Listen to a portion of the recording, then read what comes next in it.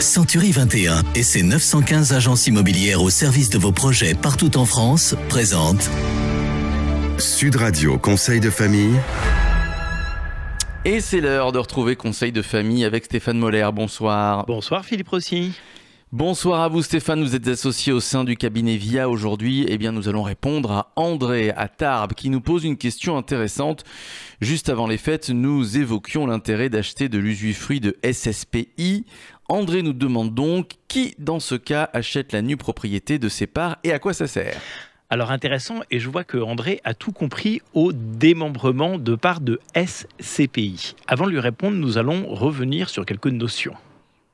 Alors, la société civile de placement immobilier est un support d'investissement dédié à l'achat et la gestion d'un parc immobilier locatif. La SCPI permet notamment à des investisseurs particuliers de devenir propriétaires d'actifs immobiliers professionnels pour des montants relativement faibles et surtout de mutualiser leurs risques avec d'autres investisseurs. Eh bien, vous aussi, vous avez tout compris.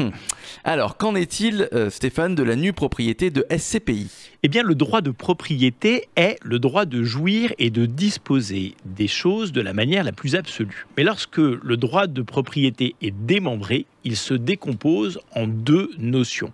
L'usufruit, qui est la jouissance du bien et le fait d'en percevoir les revenus, et la nue propriété, qui est le droit de disposer du bien, mais en étant privé de sa jouissance et de ses revenus.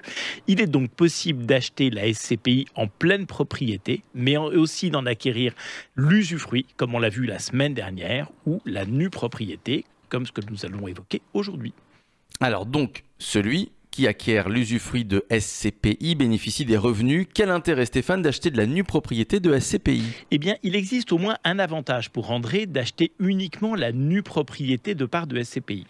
Si je suis privé de son rendement, c'est-à-dire des loyers des parts de SCPI, je vais évidemment acquérir ces parts avec une décote, c'est-à-dire les payer moins cher, comme ce serait le cas pour un appartement en viager, par exemple. Alors, si je n'ai pas de revenus, Stéphane, quel intérêt d'acheter ces parts de SCPI ? Eh bien, souvenez-vous que le démembrement est temporaire, c'est-à-dire que je ne serai privé de mes revenus uniquement que pendant 5, 10 ou 15 ans. Imaginons que mes parts de SCPI valent 100 € en pleine propriété. Si le démembrement est de 15 ans, je vais probablement payer la part 50 € à la place de 100 €. Et comme dans 15 ans, je récupérerai les loyers, j'aurai un bien meilleur rendement. En fait, j'aurais eu 2 fois plus de parts de SCPI.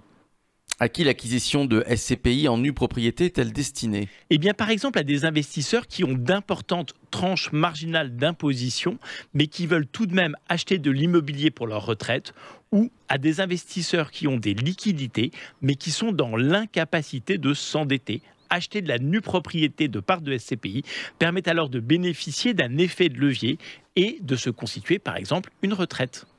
C'est très clair. Merci Stéphane. Conseil de famille à retrouver en podcast sur notre site sudradio.fr. Et puis évidemment, vos questions, c'est sur le site de Conseil de famille, conseil avec un s-2-famille.com. C'était Sud Radio Conseil de famille. avec Century 21 et ses 915 agences immobilières au service de vos projets partout en France.